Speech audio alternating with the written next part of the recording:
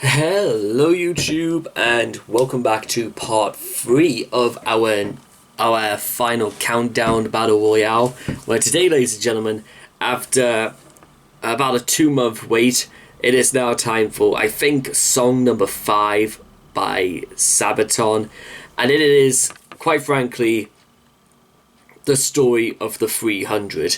The story of how 300 Spartan soldiers managed to ward off, what was it, like a 2.5 million Persian soldiers during the was it something like the 480 BC war or something like that.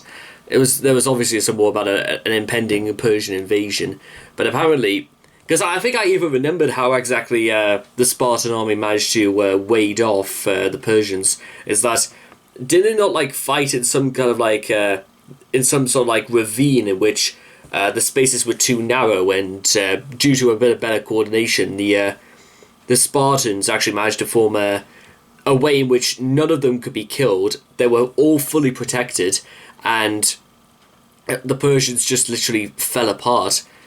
I'll tell you what, we'll look into that, exactly how it ends, because I want to exactly find out how you managed to pull that off. But with all that being said and done, if you guys want to check out the original video for yourselves, because I want to know exactly how you could put that into a song. But then again, hey, Sabaton have done it plenty of times before. I'm pretty sure they could figure it out. So, if you guys want to check out the original video for yourselves, links will all be in the description down below. Let's begin. Sparta in 3, 2, 1, and...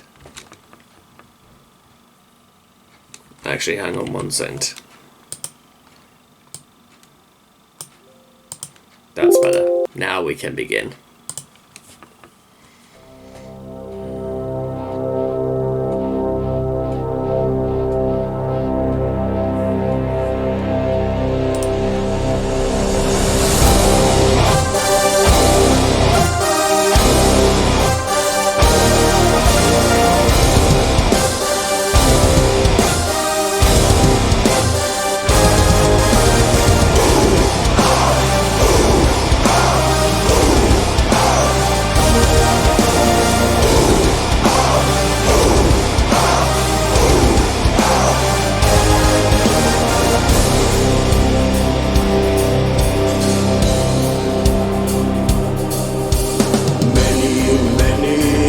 Ago, when Persia came ashore, heeding Leonidas' call, the Spartans went to war.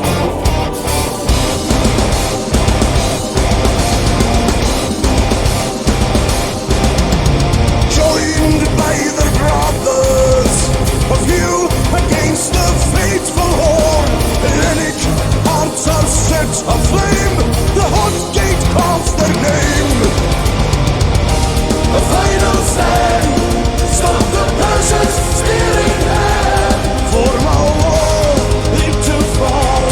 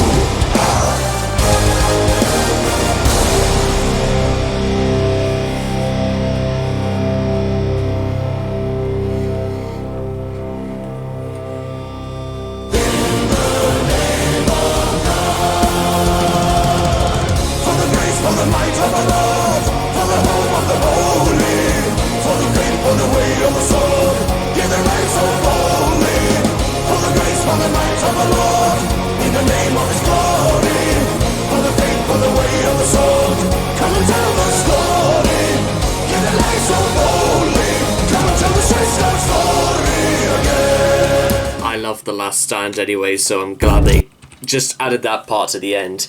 Okay, ladies and gentlemen, that was Sparta by Sabaton. You know what I think is almost too amazing for words when it comes to groups like Sabaton? It's that who would have thought that anybody would go out of their own way, literally, to turn history into a sort of a bloody musical. And I call it a bloody musical because it's not like they're singing about frigging Cleopatra leading whoever that dude was up the garden path. It's nothing like that. It's about literal armies throughout history slaughtering and beating the shit out of each other, because that's mostly what history is about. It's largely just people killing each other left, right, and center in the name of liberty, in the name of defending their country from foreign rule. Now, what I was going to mention is that, which is why I only find it more hilarious when you see people on the internet saying that we shouldn't be talking about history, or we shouldn't know exactly what's going on because it's not quote unquote family friendly and stuff like that. You know, I've for that I've got to say this: life is not rated by any which means. It is not U. It is not PG. It's not even rated 18.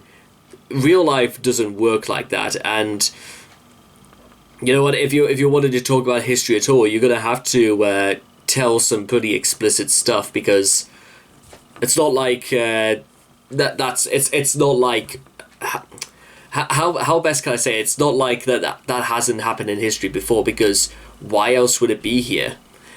Anyway, so the next point I was trying to make is that I'm gonna find out exactly how they managed to do it. 300 Spartans. How did the 300 Spartans win? A local Greek told Xerxes about this other... That's right, I did know about this route that the Persians were going to take. But apparently what... So anyway, I'll just continue. And led the Persian army across it, enabling them to surround the Greeks. An army of Spartans, Thespius and Phaebons, remained to fight the Persians. Leonidas and the 300 Spartans with him were all killed along with most of their remaining allies. But the thing was that, because of, I believe the path was so narrow, it meant that there was absolutely no way they could have, at the Battle of Thermopylae, I think it was called. Yeah, exactly. It just shows that there was almost no route to escape, and they were completely immobilized, as it were. And of course, for anybody who's ever seen the movie 300, which is... It's a bit of an over-exact... Because, one, you have to remember is that 300 is technically based on the Mark Millar comic of the event in question. But it has to be said, and I because I've seen 300 myself, is that it's about as dramatic, and it's about as dramatic as a reconstruction of history, because because literally movies like 1917, 300, the Great Escape, all those sort of movies, they're largely just reconstructions of what has happened in history, with, you know, certain things sort of added for the sake of Hollywood, like Steve McQueen's motorcycle chase. God, you know, it's been so long since I last seen The Great Escape. I completely forgot about at least half of the things Steve McQueen did in that movie. You know, he was in the Towering Inferno as well, and I haven't seen the Towering Inferno for years. So yeah, that's... So I've always kind of said for a while now is that it... Well, actually, I'll tell you what, I'll keep going just for a little bit, is that it was sung absolutely like a national anthem. Many in the same way that The Last Stand and even White Death were sort of sung as anthems, sung as tunes of impending doom for the Persian army, for anyone that tried to get in the way of the white sniper himself. Anybody who thought you could get in their way, they're absolutely gonna go down for this. And bearing in mind, 300 Spartan soldiers slaughtered a force of 2.5 million Persian soldiers. And that's down to just strategy more than anything. It's down to the location of the field play where they were. It's absolutely fascinating about exactly what, size does sometimes just straight up does not matter, because again, 300 so I'll tell you what, I'll do a quick calculation just to work out exactly how much that is per person. So we do 2.5 million divided by 300. That means on average, one Spartan soldier killed on average 8,333 people. On average. Just bear that in mind. How many people do you know in history, ladies and gentlemen, who've killed more than 5,000 people? But let alone 8,000. Now again, that's just on averages, but it just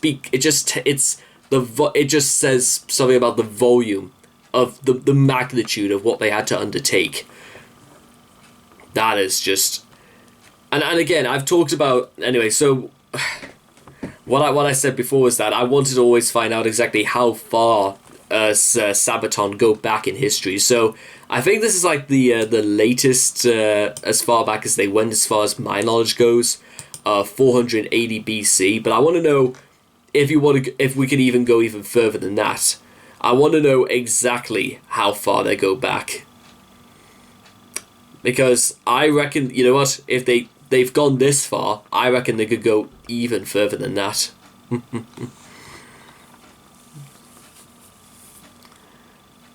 I'll happily await to hear what they do. Absolutely.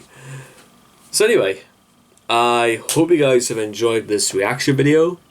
Please leave your thoughts and comments in the comment section down below. Let me know what you guys thought of Sparta by Sabaton. Please also make sure to also like and subscribe so you get daily notifications when my videos come out. And I hope to see all of you guys again in the next reaction video. Take care. Bye-bye for now.